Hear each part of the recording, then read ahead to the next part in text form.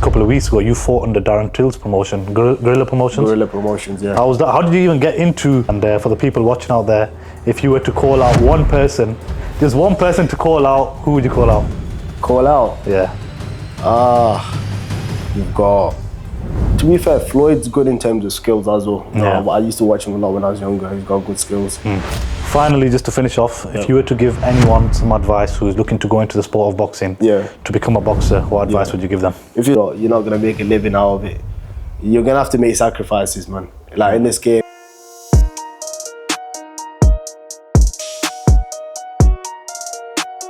How's it going, everyone? Welcome back to Palm Stone's podcast series From the Ground Up, episode 4. And today I'm joined by one of boxing's hottest prospects in the Northwest, someone who I've actually been punched in the face by. Aliou, thank you very much for joining us. My pleasure. I'm happy to be here, man. Thank you very much. Aliou, let's get straight into it. So, as I mentioned, this podcast series is called From the Ground Up. Right. And I've known you for a good few years now because we used to box together back in the days. So I know that you weren't from the UK, you weren't born here. And you've come so long ago, and made a name for yourself in the boxing industry.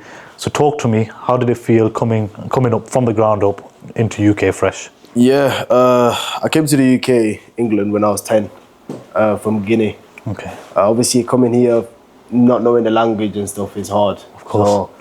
So, but generally, I didn't really start with boxing. I started boxing when I was 16, 17 years old. Okay. But before that, I just used to play a lot of football. Yeah. It was just football. I was football mad. But I started working hard with boxing towards the end of college-ish. And then, just... What made you get into boxing? Funnily enough, it's a funny story, man. So in sixth form, basically it was like, whenever someone had an issue with anyone, we'd just get the gloves on. It became a party where we just decided, you know what, just get the gloves on. Yeah. And we sort it out. And obviously I had a bit of issues with some people there. Yeah. So we got the gloves on. We had a little spar. This is my first time ever putting gloves on. Yeah. And I did well. I was like, I kind of enjoy this. I got a little buzz from it. So I was like, let me go to the gym and see how it is. And that's how it first started, man. Well, I think when we used to train together, I was about 19 years old, I believe, because I used to work in Debenhams in security. I was about 19. Yeah. And I think you're a year younger than me. Yeah. So I think you're about 18. I was about 16. I'm 25 now, so... You're 25, so I'm 27, so you're a couple years younger than me. Yeah. So at that point, when I met you, you were probably fresh into boxing, right? I was brand new, You were like really good at that point. Yeah. Even then, like I thought you had been training for a long time. Yeah. So obviously you went into the amateurs. When did you have your first amateur fight? I had my first amateur fight after COVID. I was 21. Okay. I wanted to have it a bit earlier, but obviously COVID happened, so we're all indoors. I was still training and stuff, but straight after that, around 21, I had my first fight, amateurs. Talk me through going into that first amateur fight. What were the nerves like? How did it feel? You know what, I was quite ready for it because during COVID, I decided I'd carry on training. Yeah. So I was training 2-3 times a day because there's nothing else really to do back then. Yeah. And I'm not the type of guy that's going to sit down and just, you know, I get bored. So I was just training a lot in the morning, and night I'd train. Just kind of getting ready for that amateur debut. Yeah. And when it did come, I was ready, I was excited, but obviously still nervous. Yeah, of course. You get nervous in it, but yeah. Did you win your first amateur fight? I won my first one, yeah. Okay, that's good. It was a good one, man. Yeah. It was packed out. And where was it? Blackburn Youth Zone. No way, so hometown? Yeah. Hometown, man, hometown. There's a lot of people there. Yeah, got a lot of home source support. Yeah. It was and how many amateur fights are you on right now? I've had 31 amateur fights now. 31 amateur fights? 31, yeah. And now I can see you have built your socials, you have built your name, and you're getting out there because just a couple of weeks ago you fought under Darren Till's promotion, Guerrilla Promotions? Guerrilla Promotions, yeah. How was that? How did you even get into fighting amateurs and then getting onto such a big platform? To be honest, it was after my ABA, so I fought in the ABAs, quarterfinals. I didn't get the decision, and then after that, in my head, I was just thinking, what's next? Yeah. But at the same time, I was working still. Yeah. So at that time, I wasn't training much. I got a message from one of the coaches of the lads who was fighting on Guerrilla 3. Yeah. He wanted to spar. Okay. And I was like, yeah, I'll come down and I'll spar you. So we had a few rounds, and after that, it was like, he just told me if anything comes up, he'll let me know. Yeah. In my head, I was thinking, let me know. It looks like it's a good opportunity. And then a week before, they said someone got injured. So they called me up and I said, I'll take it. So you've had one fight with Guerrilla Promotions? I've had one fight now, yeah. Okay, and when's your next one? Next one's on June 6th. Same thing, Guerrilla Promotions. Same thing, yeah. Guerrilla Promotions. This one's the 4th one. So was that your first time under under big lights? It was, yeah. It was actually. The production and everything was. We even had a press conference. Yeah. Obviously, in the amateurs, you don't really get that. Yeah, of course. It's just straight. You just go fight. So that was all new to you. How did it feel? New. It felt good. It felt good, man. There was like cameras everywhere. Yeah. Lights, loads of people packed out. Yeah, of course. But it felt good, man. It was. I felt like it was natural. I enjoyed it. Yeah. Yeah. Talk me through the issue that a lot of people have with either choosing between boxing and then living a normal life, getting a full-time job, working, because it's hard to maintain. A boxing life is hard to maintain. Yeah. You have to talk about your nutrition, your training, your time and effort. Yeah. So how do you balance that, and what do you? Yeah, you know how it is. Like I said, we you've boxed before. You've boxed many years. It's hard. It's a tough game, especially amateurs. Amateurs, you don't get paid. Yeah, of course. But obviously, you're putting in 100% all the time. Yeah. Like me, like I said, I was training 3 times a day. Yeah. But at the same time, I wasn't. You don't get paid anything out of it. So it was tough. It's hard.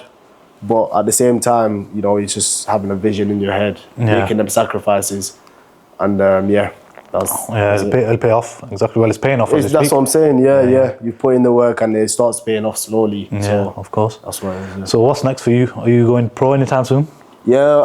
At the moment, because there's Guerrilla. Yeah. I'm taking the opportunities. Yeah. It's on a very big platform. Talk Sport Live, so it's a good platform for me to be able to showcase my skills, isn't it? So that's what I'm doing at the moment. But the plan is to go pro. Yeah, that's the plan. And I've always had it in my head since I started boxing to turn professional and do big things in the game. Of course, God willing, that's inshallah. It. So you see, boxing and even combat sports is now becoming a big thing in the Middle East, Saudi, Dubai, even. Yeah. If an opportunity comes, would you take it and fly out there to fight? Oh, for sure, man. For sure. Yeah. I'd fight anywhere, man. Yeah. That's the dream. You want to fight all over the world. Of course. So if opportunities come up in Dubai, Middle East, Saudi, it's big right now with Turkey and things like that. Yeah, so exactly. If it comes up, I'm always ready to go, man. Yeah, of course. So basically, I've now seen and noticed that in Saudi, like you mentioned, Turkey is bringing combat sports to the Middle East. Yeah. And when you go now to these Middle Eastern countries, Dubai, etc., you notice that a lot more gyms are popping up now. A lot more people are training there, and it's a way to get your name out there a bit more as well. Yeah. Meet the right people, put yourself in front of the right people. Sure. So if you were to go there, do you think you would work, or do you think you'd go there just for an opportunity that's come? Because you'd obviously have to maintain that lifestyle to go there as well. Yeah, no, that's true. That's true.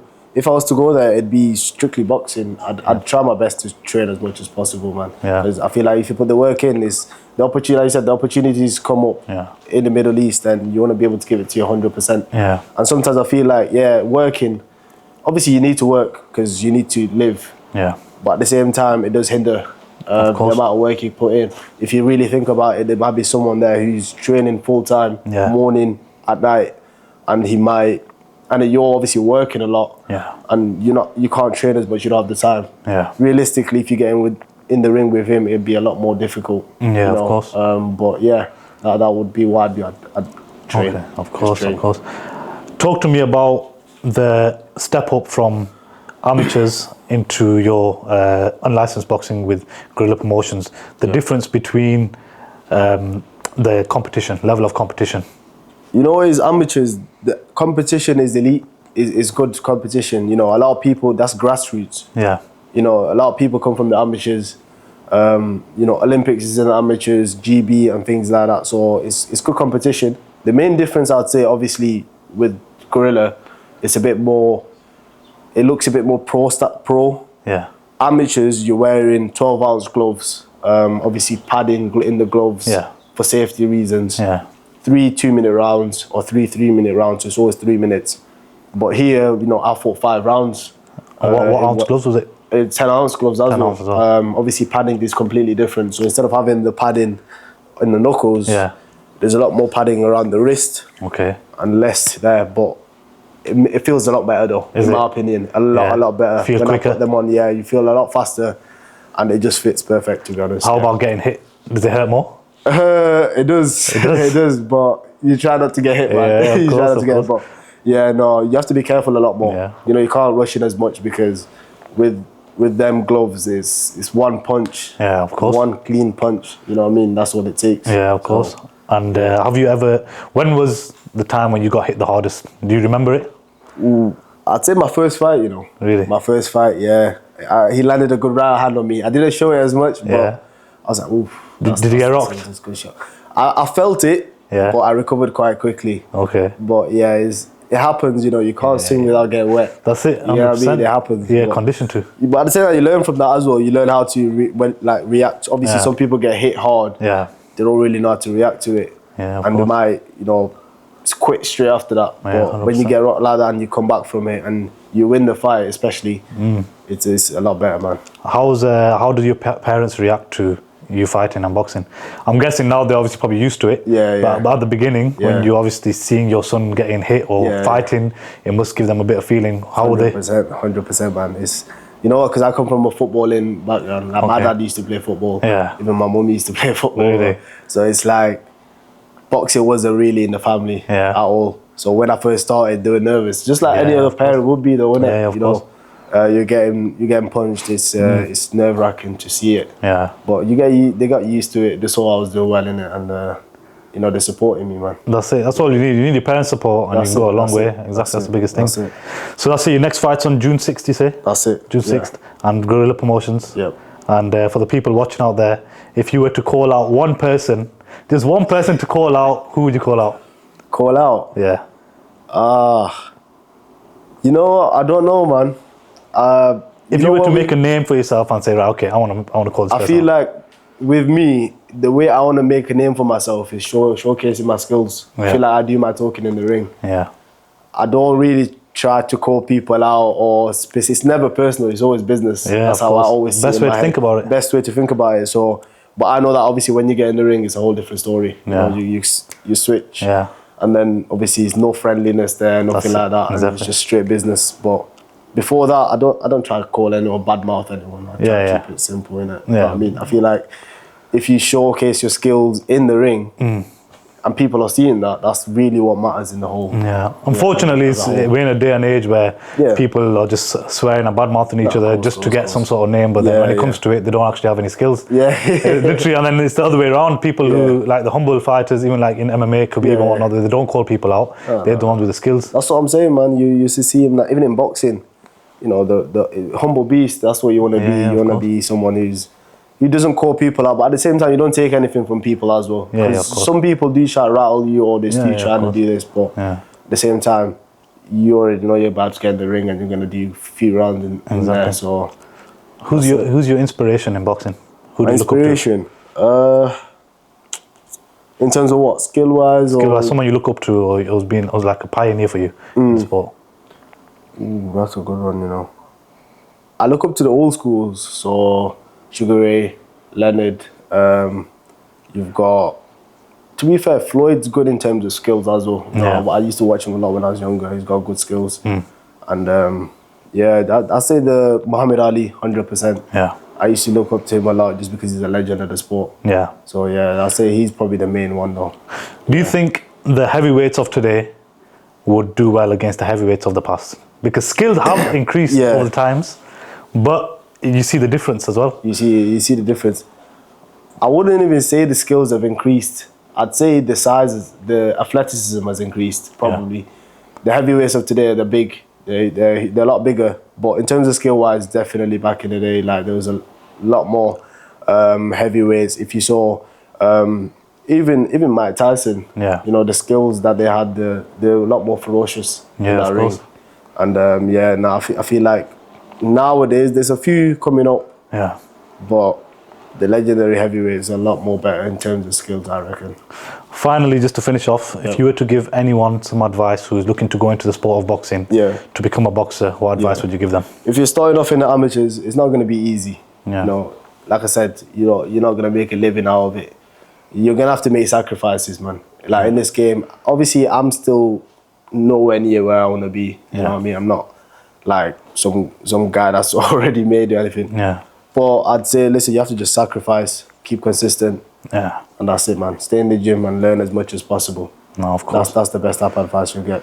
I appreciate it, Aliou. Looking forward to seeing you grow as a fighter. Looking forward to seeing you as a professional. I appreciate it. And for everyone who's watching, you can follow him on his Instagram and social media, which we'll probably put on there as well.